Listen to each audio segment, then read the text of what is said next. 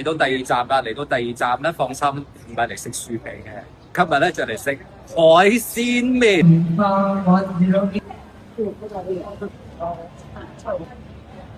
呢個咧就係鹹蝦炸魚片，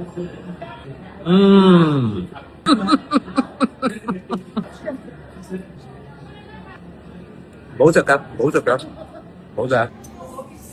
呢個咧係炸蝦餅啦，但係佢用嗰啲蝦仔試下。上一嚿，試下擺個辣啲嘅 sauce。